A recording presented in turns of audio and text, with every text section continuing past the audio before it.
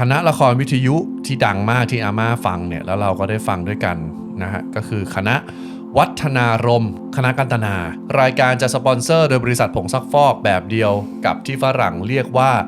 โซปโอเปร่าว่าจริงๆโซปโอเปร่ามันมาจากการที่สปอนเซอร์เหรอสปอนเซอร์เป็นโซปอะเป็นไม่ได้เลยเว้ยเหมือนหนังขายยาบ้านเราป่ะเธอหมายความว่าเขาถึงเลยเรียกว่าโซปโอเปร่าป่ะ